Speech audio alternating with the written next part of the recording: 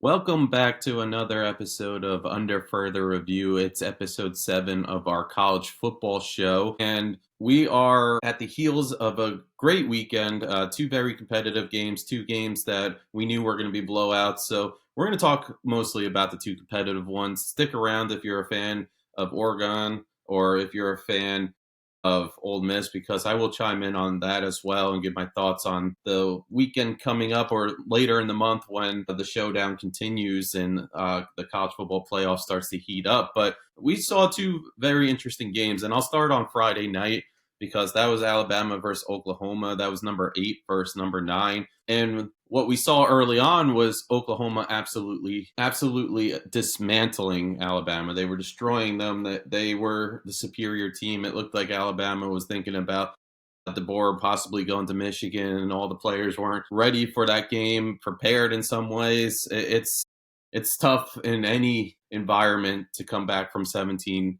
down, but they fell behind by 17 points very early on, so it gave them some daylight to come back. But John Mateer, that was a story, at least for me, because when I was watching John Mateer and how he was controlling the offense and what he was doing post injury, because this entire season, I think a big reason why Oklahoma is in this playoff right now is because of their defense. They have one of the best defenses in all of college football, in all of America. And I've been praising them this entire season because when I watch Oklahoma's defense, I see that team flying around. They're very quick. They're very physical. They're a intimidating group. I've seen quarterbacks struggle because this unit was coming at them nonstop throughout the entire contest. And it looked that way early on for Ty Simpson because, he was having trouble getting that offense going. They couldn't gel. They couldn't get a groove. But he eventually figured it out. But let's talk John Mateer first, because this entire season, John Mateer has been battling an injury. I think a lot of people thought he came back a little earlier than intended, and he had to kind of, because the quarterback position is such a important role, obviously, and it's the leader of that offense, and a lot of times it's the captain of the entire team. And Mateer, I think he was sitting there with his back against the wall, maybe a little uncomfortable still, but knew if he didn't get back on the field, the Oklahoma Sooners season could be over. And let's give a lot of props to what Venables has been able to do this season. He's just been so impressive. And I know he came into the season with a lot of heat. Hasn't really been able to produce with this Oklahoma team, at least up to the level that is the expectation for the Oklahoma Sooners. What Bob Stoops built and then what Lincoln Riley continued while he was at Oklahoma. But it seems like they're back on pace. They were able to compete in a very competitive SEC conference this season. And then they came into this game and they jumped out to a 17-0 lead. The one thing that I did see from John Mateer, and this was what I was a little worried about entering this game, was he was able to move the ball with ease. He was making the correct reads, which I don't know if that's ever been 100% his issue. I know he's had a few turnovers this season. What is he sitting at? 11 interceptions. So I don't know if that's the product of him being injured and that factoring into his ability to get some of his passes into a tight window, the ones that he usually is capable of making. Because the year before he was at Washington State and different conferences, by the way, and different competition. It's not the SEC conference, or the Southeastern Conference, but he had 29 touchdowns, 7 interceptions, and he was pretty accurate. His completion percentage was 64.6 with Washington State. That didn't really change at Oklahoma, 62.2 completion percentage, but you could see something was off while watching him in the second half of the season because those first few games, especially against Michigan, he looked like he was on pace to build a Heisman-type campaign this season. I really thought if he continued down the pathway that he was on, you could be possibly talking about John Mateer being in the first round in a very thin NFL draft at the quarterback position. But that changed, obviously, with the injury. And then he comes back, and Oklahoma Sooners found a lot of success during the second half of the season. So their slip-ups this year were against Texas. And as an Oklahoma fan, you never want to lose the Red River rival game. But they were able to bounce back. They lost to Ole Miss after that, and then their third loss obviously came yesterday against the Alabama Crimson Tide. But Mateer early on, the ball just looked like it was coming out with a little extra zip on it, a little bit more oomph on it. I was impressed. That was the first thing I noticed. He was going to Deion Burks early and often, and Burks finished with a very impressive 7 catches, 107 yards, and a touchdown. So when they jumped out to that 17-0 lead at home, I was sitting there saying, this one might be over, especially with all the adversity that Alabama has been facing. And it goes deeper than just DeBoer. We haven't really gotten his thoughts, or we did see a post from him, but a lot of people wanted to try to read into that and say, hey, he never dismissed the Michigan position. He just said that he's never talked to the program. So it's well known out there that Michigan was making DeBoer a top priority going into this coaching search, maybe their number one target. And he possibly could be thinking about that. And, it's always tough when the players can't have their heads 100% into the game, especially when it's the college football playoff. And that's what was happening today, or not today, Friday night, where, leading up to that game, I specifically saw Ryan Williams have to do a interview about the position in Michigan and answering for his coach. And he said his coach was doing a good job preparing them for their big competition against Oklahoma. So players dismissed it, but the rumblings were still out there. They were still talking about it, and they still had to answer to it, unfortunately. And that could be something that is interfering with their focus, and it could have accounted for that 17-point lead that Oklahoma built early on. I don't know if it's that. I'm thinking it's just, you're in a hostile environment. I was really impressed by what the Oklahoma fans were able to do. That entrance was unbelievable. They were loud throughout the entire game until the very end when, Alabama went up by 10 points, but they were in it. It's definitely a stadium that I would want to visit at some point. It looked like a fun atmosphere, especially for meaningful football. But Alabama, on the other hand, they had a lot against them this season. So they lose early on to Florida State. A lot of us right off the bat were saying DeBoer has to go. Maybe he's not the man for the job. I was even sitting there week one, and I hate to be someone who, jumps at a negative storyline like that. But after the way last season ended, and how it just went in general, is they had that massive win over Georgia last season. It was the Ryan Williams coming out party, and then to finish with 4 losses still, it was a tough look. It didn't feel like the Nick Saban days. And then in the offseason, there was a lot of storylines about how Nick Saban had to help DeBoer kind of finalize recruits. I don't know if that's 100% true, but if it was, then, another tough look for the coach. So I think he came into the season with a little bit of a chip on his shoulder. He had a first-year starting quarterback because Jalen Milroe was his starter last year, the 2-year starter, I believe 2 years, and now with the Seahawks, I believe he got drafted by. But, right to start the season, they lose to Florida State. They bounce back and they end up looking strong the next few weeks. They beat a UL Monroe team 73-0. Then they beat Wisconsin. It wasn't even close. Then they beat Georgia, who they eventually lose to in the SEC championship game. So now we're saying, all right, maybe this Alabama team's for real. Maybe we can start having college football playoff conversations about them if they can survive this gauntlet of the SEC. But, they beat Vanderbilt, they beat Missouri, and I thought Missouri all season was a tough group. Very talented on the defensive side of the ball. They lose Bo Pribula to injury. I don't know if I said his name right. I think he's a solid quarterback when he's healthy also. They beat Tennessee, another high-powered offense, and they were able to survive that. Barely get by South Carolina. Now you're starting to have a conversation. Is this the team that could compete with an Ohio State and Indiana of the world? Beat LSU. Then comes the Oklahoma game. At home, feeling really good going into that, thinking that you're just going to coast into the college football playoff, coast into the SEC championship game, and they get a little bit of a wake-up call on that game. And that's when people started to take a step back on Ty Simpson a little bit. And they started saying, is this the guy that we could see getting drafted in the first round? Because a lot of people sitting there, is it Fernando Mendoza, going to be the number one quarterback off the board? Or is it going to be Ty Simpson? I know I was sitting there. I was very impressed, considering that it's his first season starting. I believe he's a junior. And he was just making all the right decisions. For a while, he only had 1 interception on the season, so turnovers weren't an issue. Looked very mature, and he had a great storyline. The guy just wanted to play at Alabama.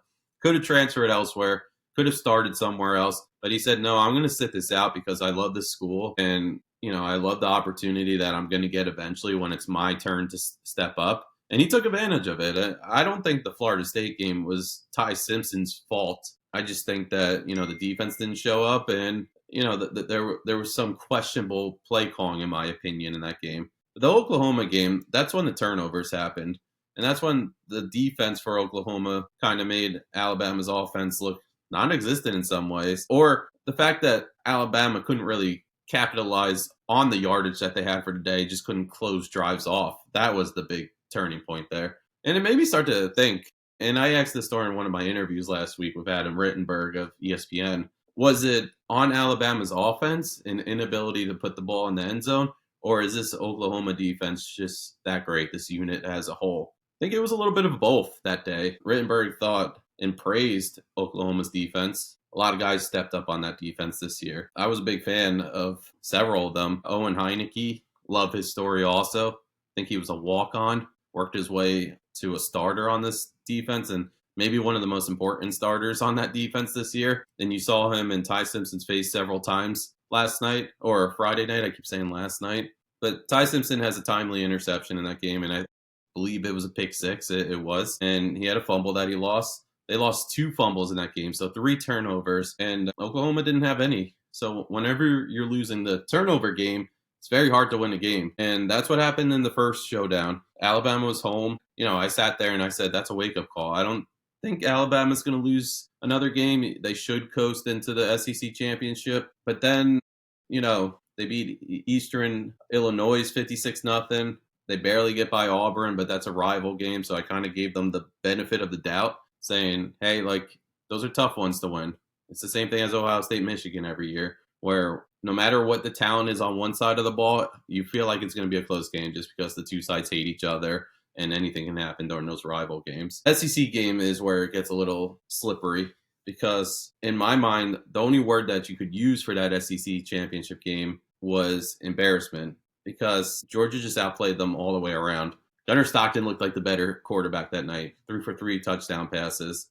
Georgia rushed for 141 rushing yards. Alabama rushed for -3. The tough part was Alabama was missing several of their big players, and I will read them off. Jam Miller, who's, in my opinion, their leading back on the team. They have a running back by committee, but even Friday night, it looked like Jam Miller was getting a majority of the carries, so it felt like they trusted Jam Miller the most. But they were also missing Josh Cuevas, who is their tight end, had 34 catches this season, 384 yards, found the end zone 4 times. So to me, that's an important piece. Several other people sat that game. They ended up losing 28-7 to Georgia. So we fast forward to Alabama, Oklahoma on Friday night. Hostile territory, playoff football. Alabama wasn't in the playoff last year when the bracket got extended.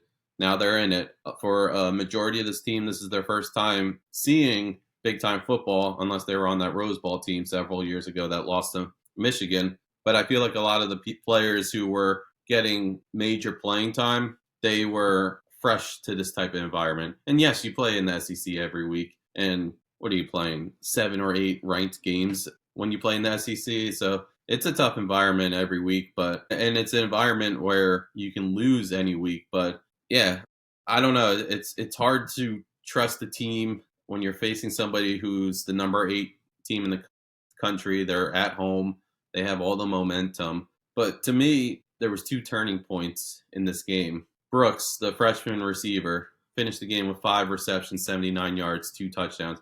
His first touchdown of the game, that effort he gave, where he kind of did like a spin into the end zone and was able to find his way in there. That, to me, seeing how his Oklahoma teammates responded to that effort when they looked like they were dead in the water, and then they come back and they're all excited and they're rallying around him on the sideline. I thought in that moment while watching this game, I said, the beast is waking up.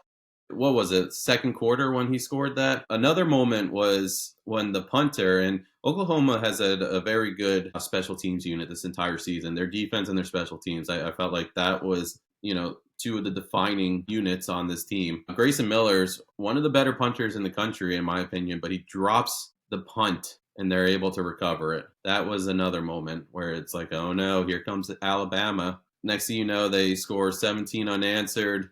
Oklahoma's up 24-7, but you go into halftime, you're like, does Oklahoma really have the lead, or are we just, because they jumped out to such a large lead in the first half, they are able to go into halftime up. But it felt like Alabama was the team that was, in charge of that game going into halftime. And it kind of felt like Alabama was going to come back in the second half. What stood out to me, too, with Alabama, Ryan Williams only had one catch for 5 yards. When he was in the SEC championship game, I'm looking now, he only had 2 catches, 33 yards, which surprises me. But I just felt like his 2 catches were for an average of 16.5. It looked like they were trying to get him involved in the offense. They even gave him a carry during that game.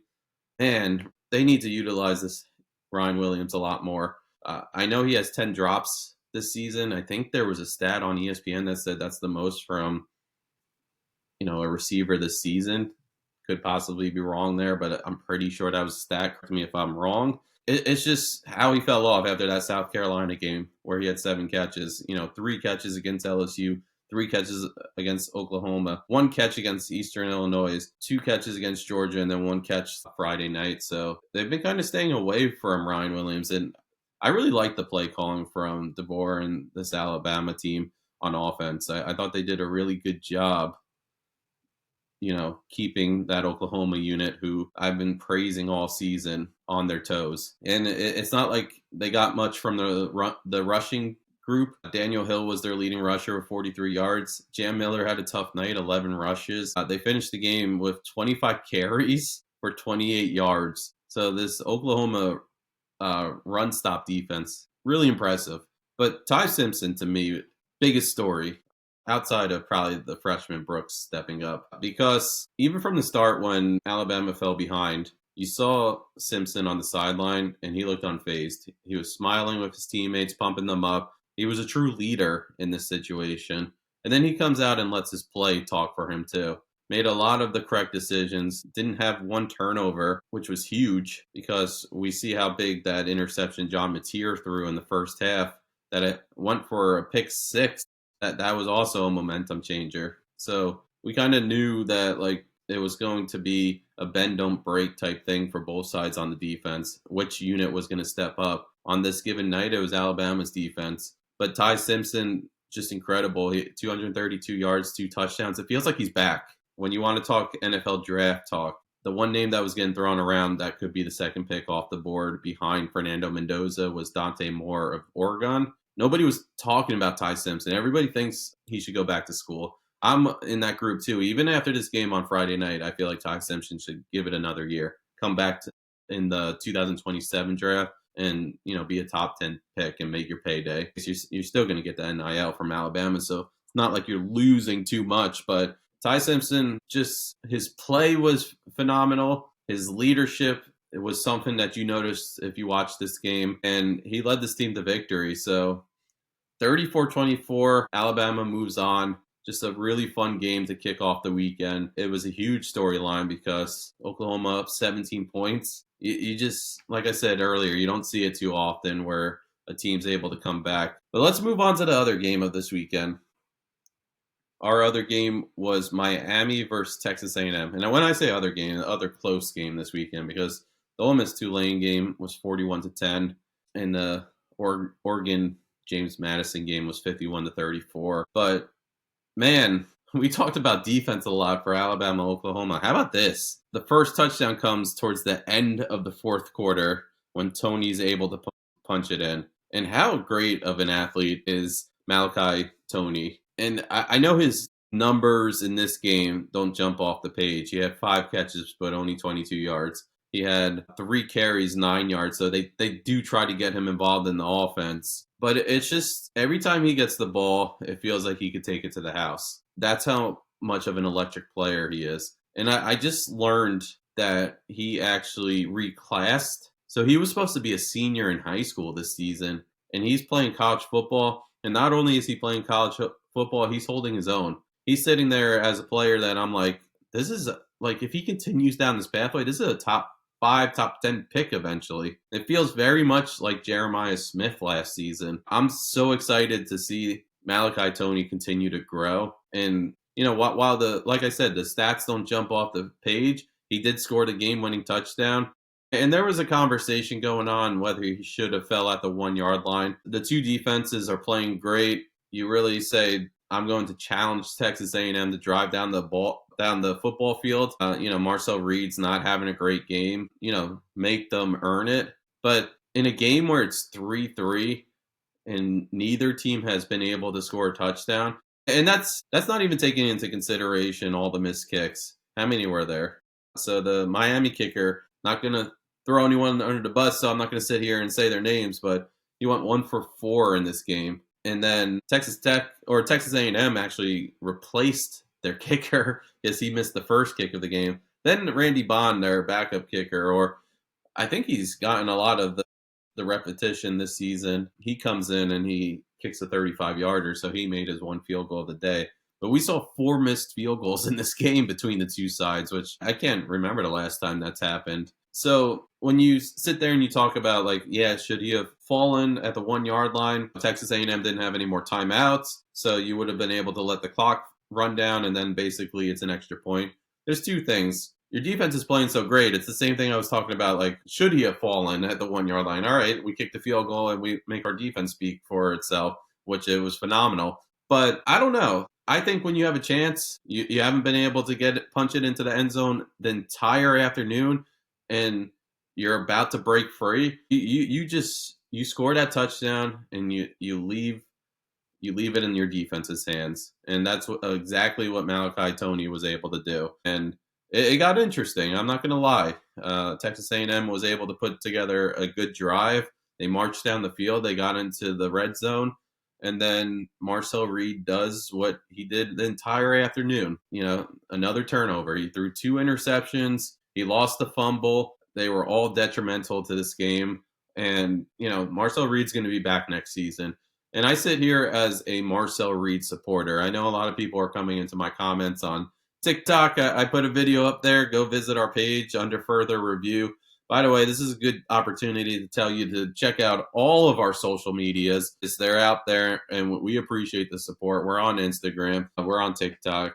We use X every once in a while. I like to sometimes sit down and watch a game and put my feedback on there. So if you want to follow that's great too. But we're also on YouTube, and that's the one that I really want to push forward, because right now we have 33 subscribers. Would love to build that up. Would love to get more views on YouTube. It could be because we post so many long videos on there, but hopefully we continue to grow and you guys join along for the conversation. Love going back and forth with you guys, especially on TikTok, because some of those videos been doing well, and some comments come from me. I'm not going to lie, but I'll always hold my ground on my thoughts. And if somebody gives me a point that I thought was productive and, in some ways proved me wrong, then I always admit it. So I'm open to discussion about, specific topics. We've been getting a lot of interviews on here, which has been great. So it's fun. It's fun when you're able to bring other people in, whether it be someone who's listening to the podcast and joining along to the discussion on comments or interview. But going back to this game, Marcel Reed, I remember in September, week 2 of the college football season, sitting there and watching him against Notre Dame. And so Notre Dame, to me, was a fun team to watch this season. I don't think this is the time and place to sit there and be like, hey, this team should have been in, this team shouldn't have been. I'll do that later when we talk about JMU and Tulane, because I really think that the structure of the college football playoff has to change at some point. But I was actively rooting for Notre Dame in week 2. And that doesn't happen too often for myself, but I love Freeman as a coach, and I'm a big supporter of tradition behind a football team, and Notre Dame has an influx of tradition. And I also thought, week 1, you start Carr for the first time at quarterback after sending Riley Leonard to the NFL. He got drafted by the Indianapolis Colts. It was his first week, and he didn't even look bad. I don't know if you can sit there and say, hey, Carr's the reason we lost this game. But it didn't help having someone with inexperience on the field facing a Miami unit who, in this game, proved they could be, they could hang around with the best of them. only gave up 3 points to Texas A&M. But I was sitting there and I was like, all right, tough loss for Notre Dame week one. This is somebody who I think can, maybe win a game or two later in the season if they make the college football playoff. I was like, let's get them a win during week two. And Texas A&M, they shut that down pretty quick. They put Notre Dame in a hole, and it was a hole that Notre Dame wasn't able to overcome eventually, later in the season. But I don't know. Marcel Reed in that game was just so impressive. And the final drive, it was on fourth down, too. The pass that he was confident in making during that fourth down play to just kind of lob it up to his receiver and hope that he comes down and, catch it at the highest point. It was ballsy, but it worked out.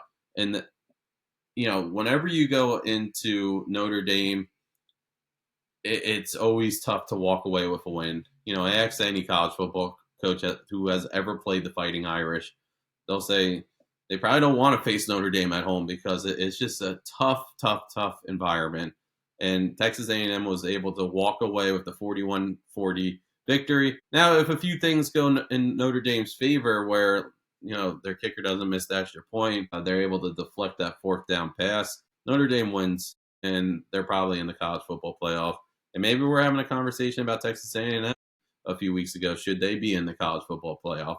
But, in that game, 360 passing yards, 2 touchdowns. And, he coasted for a while throughout the season. And I remember there was talks midway through the season where it was like, all right, Marcel Reed, top 5 player in the Heisman voting. And then South Carolina's game came around. I know he throws for 439 yards. He probably should have threw for 500 plus with some of his decisions from the first half. Throws 2 interceptions. They're in a huge deficit. They're behind South Carolina by a lot. I forget the exact number. They come back and win 31-30 against South Carolina. And then they lose to Texas, and that's where you start to have major questions about Reed and like what he's able to do against, some of those tougher units.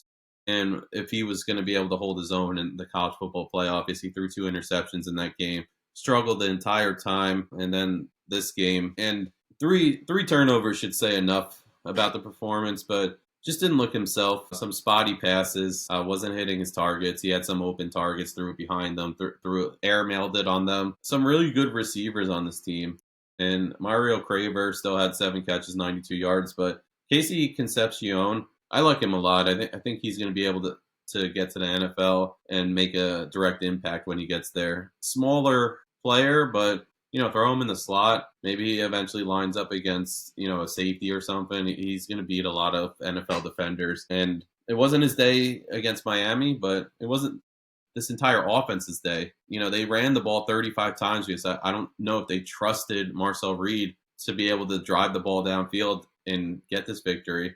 It didn't work out for them. Only 89 rushing yards. Marcel Reed took off 15 times for 27 yards. And the entire week going into this game, that's what I talked about for a positive for Texas A&M. I said if they're able to do that dual threat, and excuse me, just getting my charger in there. If they're able to do that dual threat where Marcel Reed is limiting the turnovers and he's balancing it with making proper decisions when to take off. And I'm always a believer when we're starting to talk about like the NFL draft and, doing evals on guys. I'm like, are they taking off at inappropriate times? Are they a little premature when they run the ball? Or are they keeping their eyes down the field trying to find a target? And then when all else fails, they're picking up some yards. And that didn't happen on this day. And that's really what you were banking on. Marcel Reed making the proper throws and taking off when he was supposed to and picking up those first downs. That's a lifeline right there when you have a quarterback, when you're facing, 3rd and 5, 3rd and 6, maybe even more yards. And your receivers are downfield and they're locked up by the secondary and you see daylight and you're able to pick up that first down. That's a momentum killer right there. That can swing in your favor. That keeps drives alive. The defense is now tired and it just wasn't happening. They were sending their defense on the field most of the afternoon. And while I love Texas A&M's defense, there's a lot of big names on this defense, especially Cassius Howell, who I think he's going to get to the NFL and be a name to watch. But the offensive line for Miami was significantly bigger than the defensive line for Texas A&M. So at some point, I know Miami really wanted to pass the ball in this game. They wanted to put the ball in Carson Beck's hands, but after a while, you had to say Mark Fletcher's just having an incredible afternoon, and he really was.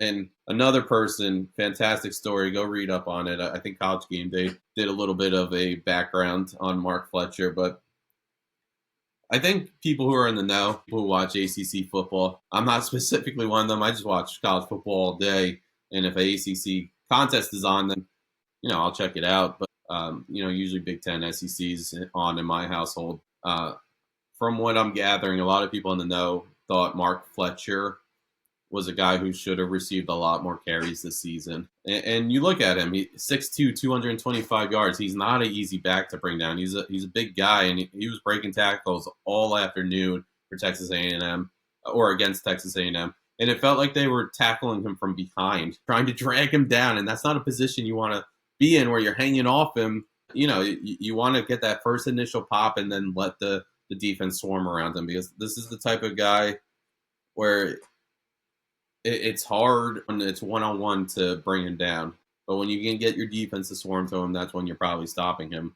But props to Miami that they were able to come up with schemes where they got him open field. And he was just patient with the football. He was hitting the holes at the proper time and full speed. And he carved up a very impressive afternoon, 17 carries, 172 yards. Now, they're going to face Ohio State next round. And Ohio State, to me, just the entire season, that all 11 players on the field on that defensive unit, just great players. That to me is the best defense in America. And even when they lost to Fernando Mendoza in Indiana, really didn't think it was on the defense. You could never say a 13-10 game is on the defense. They kept their team in that game. They have some really big names. Arvell Reese could probably go in the first pick of next year's draft. I'm hoping my Giants get him. But also Sonny Styles, Caleb Downs, some big-time talent, first-round talent on that defense. And you better believe they're going to be prepared for Mark Fletcher's. Carson Beck, who went 14 of 20 through the air, 103 yards, a touchdown. He didn't hurt his team. Turnover is a theme that we keep hearing throughout this game. And he certainly didn't have the turnovers, but it's kind of the effect of like a rookie quarterback in the NFL. Are they throwing it downfield, or are they just checking down the entire game? And it felt like Carson Beck didn't feel comfortable looking downfield. He wanted to check it down every single time, and it wasn't leading to them getting first downs, establishing long drives. And that's when the second half they started to give it to Mark Fletcher a little more, because that's what was working for Miami. And it's great for Mario Cristobal. He was a very good coach on Oregon. People are going to correct me on that. It's just a bad habit at this point. And he recruits with the best of them. And it could be because of NIL. Miami's going to have it, I think. They'll be a wealthy program. They'll be able to get the top tier talent. And that's, Florida in general, one of the best states to bring in high school players from. That, Texas, my stomping grounds, New Jersey, always has great talent. There's a few others, California, but Miami's great. And that's the storyline coming into this game. Jeremiah Smith of Ohio State, he's from Miami, and he's going to face his hometown team. So watch out for that. But yeah, Mark Fletcher was incredible. Like, if I had to give, 3 stars of the weekend, Mark Fletcher would get one of my stars. This was his coming out party. He had a 56-yard rush, 172 yards. He was just their workhorse, and he didn't even find the end zone, so he didn't get the glory. Tony got the glory eventually, but the play calling was there, and that's the difference between like some of these teams. That's a big reason why a lot of these groups are in the playoffs this year. Like, just watching the Alabama-Oklahoma game, I felt really strong about how both sides called the game. I really like that Oklahoma offensive coordinator. I think he can become a head coach eventually, the one that came over with John Mateer. But even in this game, like, I didn't think Mario Cristobal called a bad game. I just think they weren't putting together drives. Imagine they make the 3 field goals. Now we're talking about a 19-3 game rather than a 10-3 game. And it's a little bit of a different story now. I don't think we're talking about, how the Miami offense wasn't able to move the ball. We're just saying they weren't able to finish off drives. So, yeah, And now it's what's next for Texas A&M. I like this group. It's, whenever you have your starting quarterback coming back, even though he didn't play great on Saturday, you're always in the driver's seat. So when we get the preseason rankings, and we'll do them on under further review, I think Texas A&M has to be in the top 10 just because you're bringing back Marcel Reed, and I'm sure there's going to be plenty of other talent coming back, and the transfer portal is going to open up, and now that they saw Texas A&M was in the playoff, players are going to want to go there. And Mike Elko, I hate to say this for the Aggies fans, but I think he's coaching for that next big opportunity. But who knows? Maybe if he keeps building rosters like this and successful seasons the way that Texas A&M was this year, maybe this becomes that big time position. Maybe they start throwing in an influx of money towards this program, and he gets the payday he wishes, and Texas A&M becomes a home. But for as long as for the next few years, I think whenever opening, whenever we see a coaching opening, I think Mike Elko's name's going to be in it. I don't know why that is. This is an SEC team in the top 25, but I know even like when the Michigan position opened up, it was Mike Elko right away. Like that was a candidate people thought of. Penn State too. I'm sure LSU. I forget who was on that coaching search.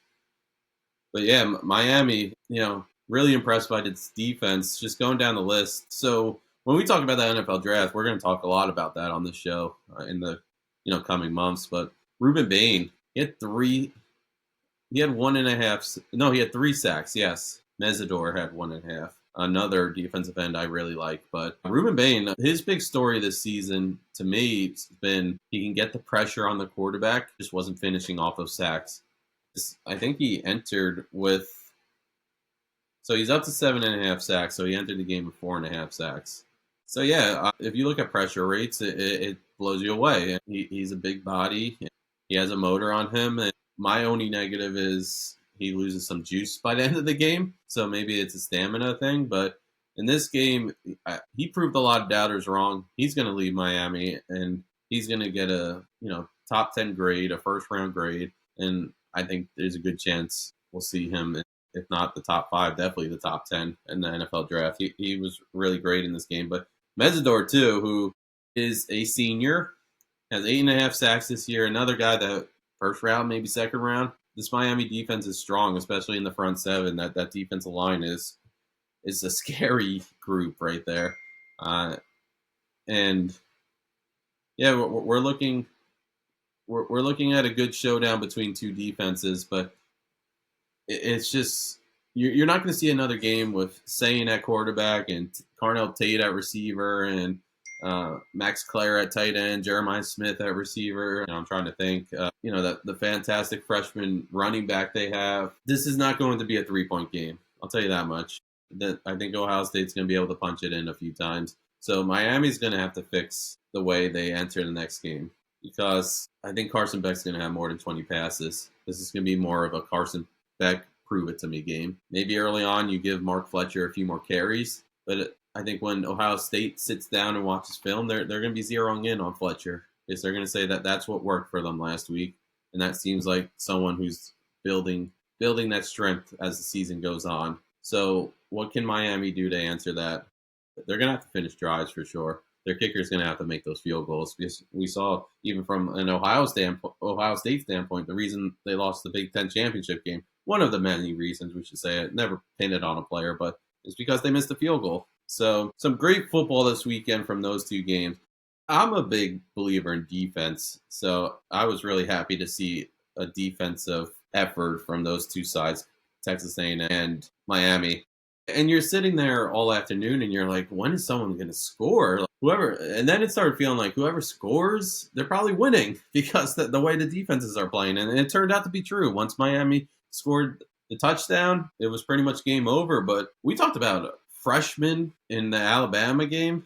How about the freshman coming up with the interception in this game? Bryce Fitzgerald had 2 interceptions in this game, including the boneheaded pass that Marcel Reed had at the end of the game into the end zone that ended up getting picked off and just completely finished off Texas A&M for the season. So I'd be wrong by not bringing up Bryce Fitzgerald. What a game from the freshman.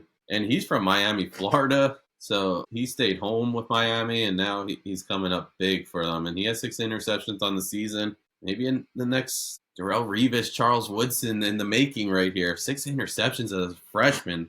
Great year for him. Yeah, the other games, Ole Miss versus Tulane. So Tulane's coach is off to Florida, and that was the case with Bob Chesney with JMU going to UCLA too. I think I'm with a majority of people where I sit here and say, yeah, if you put together this winning season and you make the playoffs, especially with teams like Tulane and JMU, then you should probably finish off that season. But I hate to see situations where the coach is already starting to recruit with teams and starting to get prepared for his next chapter in his life, but he still has to focus on his past team. So I'm indifferent about that. And I kind of knew going into these games, I just didn't think they were going to be close. And we can have conversations all day on whether or not Tulane or James Madison should have been in the playoff. Me personally, I don't think either of them should have been in. Neither of them were ranked in the top 12. I think they were in the bottom half of the top 25, maybe even below the top 20. And we let both of them in because they won their conference. So there's going to be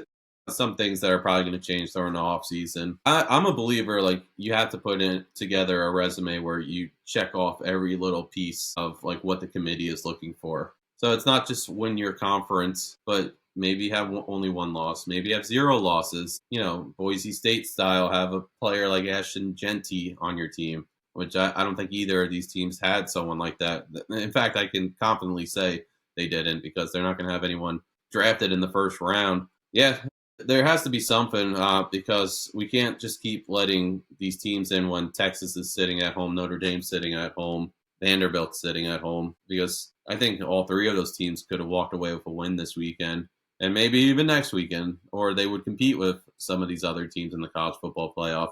But if our goal is to get the 12 best teams into this bracket, and it feels so weird saying bracket because that's like March Madness style, that's college basketball. But if that's our goal, then we really need to switch some of the guidelines and rules and try to get, actually get the 12 best team. I heard Josh Pate, I believe it was Josh Pate, talk about just having like a Power 4 conference playoff where you only let, like, what is it, the SEC, Big 10, Big 12, ACC have teams make it. And then, you kind of give those mid-major teams their own playoff. I think that would get a lot of pushback because people do like the Cinderella story. It's going to be so hard to find that Cinderella story every year, especially in college football.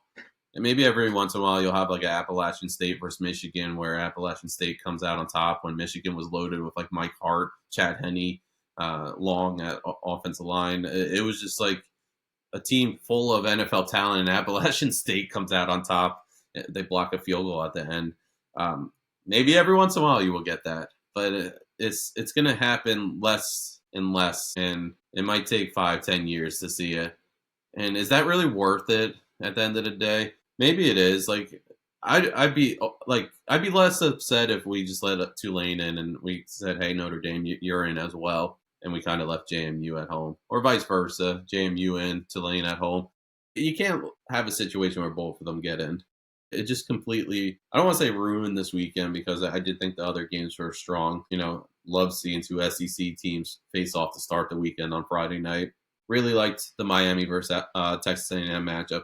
I was actually most excited about that matchup. That was the one I was counting down to, and I like that noon kickoff, the big noon kickoff on Fox 5. I don't think it was that this weekend, but even during the regular season when like the Big Ten has it, that usually means, heavyweights from the Big Ten are facing off. So I love sitting down at 12 o'clock and watching some quality college football.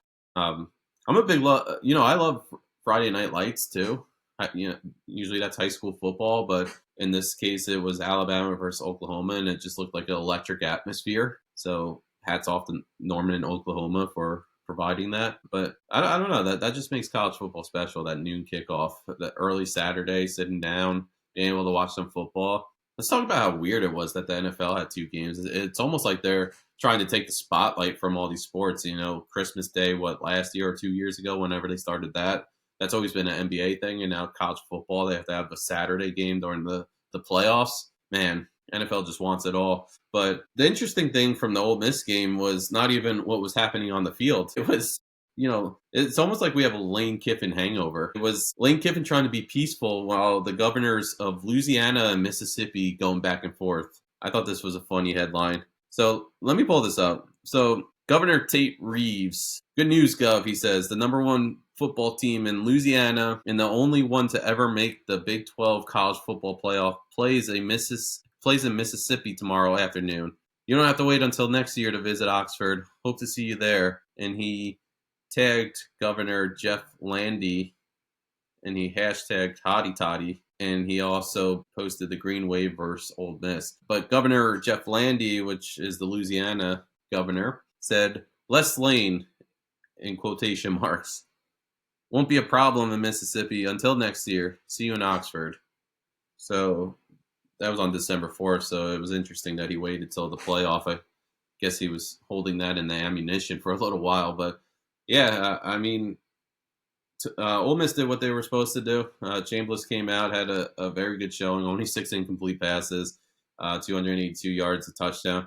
I really love Kejuan Lacey, but he got banged up a little at the end of the game, so his health is going to be a storyline going into the next game. They're not going to win if they don't have Lacey. Like, he's a big part of what this offense does, so they need to get him healthy for that game. They need to get him on the field. And something that Chambliss does, I'm counting right now, 1, 2, 3, 4, 5, 6, 7, 8, 9, 10 different receivers he found. So you sit down and you're like, all right, who's like the premier receiver from Ole Miss? Hey, I have 10 guys I'm going to throw to. So Chambliss doesn't care. He's just going to spread the football out around the field, and that's a great way to control the clock. I don't think Jake Redsleff had a bad game, threw for over 300 yards. It's just Tulane was just in such a hole the entire time, and they got pounced on. It was 41-10, and that's the story of like when you let these mid majors in. So it was a good showing for Ole Miss. It was a nice tune-up game. They were able to get their backups in. Austin Simmons, who I believe was the starter for Ole Miss to start the season, was able to get some reps. Hopefully you don't have to go to a situation where Chambliss is out of a game and Simmons is in, but this is the only time you'll accept that, when you're up by a massive amount of points. So full speed ahead for Ole Miss. And then it was kind of the same thing with Oregon. Oregon, never going to stop saying that, versus James Madison. And good for James Madison. They scored 28 points in the second half. So they go down 34-6 at halftime. And people are already saying this is a joke. This should have never happened. But hats off to Bob Chesney, keeping his team in the game. That shows the respect that these players had towards Bob Chesney. It was a great season. And the one thing that I hate about this is what we're going to remember James Madison for. And it's not the fact that, they went 12-2. They were able to make the playoff. It was the fact that they had to face Oregon in the first round on the road, and they lost 51-34. That's what everyone's going to remember. That's the most fresh picture that everybody has in their head. And when you talk about it years from now, they faced Oregon, the number 5 team in the country. So just a tough situation. I'm sure if you asked any player on that team, they would say, yeah, I wanted to play in that game. I wanted to be in the playoff instead of playing in some meaningless bowl game, which that's what it's turning into. I just saw more players opting out today from some of these bowl games. So it's the state of college football that we're in, and it's going to continue to go in that direction, especially if we expand from 12 teams to, whatever the next number is, 24, 16, whatever they want to do. I don't know what's coming next with that college football playoff, but I'm sure once it ends and a champion is crowned, we'll be able to sit down and, see what they have in store for us. But yeah, I mean, Oregon was great. Moore threw 2 interceptions, but at what point are you sitting there saying, yeah, he's just overconfident? He's seeing like what works. Kind of felt like a scrimmage in some ways. It was a tune-up for the next game, which did they get Texas Tech? I have to look at the bracket. I haven't seen the updated bracket. I just knew that Miami was moving on to play Ohio State. But offense looked good. He threw for 313 yards. They rushed for 201 yards. And just watching the game, you just saw them like run up the middle, and it was just a gaping hole. And James Madison had no answers whatsoever. JMU had their typical offense. Wayne Knight rushed for 110 yards. I believe he had 1,200 yards entering this game. Alonzo Barnett, really good player, by the way, threw for 273 yards, 2 touchdowns. Yeah, it was a good game. And it looks like Oregon's starting to get healthy. They brought back two of their targets. So this could be a team to watch. I know some people had them moving on to their, the championship game in this bracket. So Oregon's playing their best football of the season at the right time. And it showed that on this night. I'm not even worried about the 34 points the defense gave up because this is a top 10 defense in the country. Great rushing attack. Actually, a shutdown passing defense. I was looking at the numbers today. I believe they're in the top 5 for that. So I think it's product of this game was so far out of hand that again they kind of loosened up and they knew they were winning and their focus was on the next round. But Dan Lanning, he's going to have the boys ready to play. Dan Lanning proves himself week in and week out. He's one of my favorite coaches in college football. We have some fantastic coaches in this bracket. We have some really awesome quarterback headlines to watch out for, too. Dante Moore being one of them, Ty Simpson being another one. Let's see what Fernando Mendoza, your Heisman winner and potential first overall pick in this draft, see what he can do as well. I'm excited, man. I'm really excited. So I'm not going to do my picks in this episode.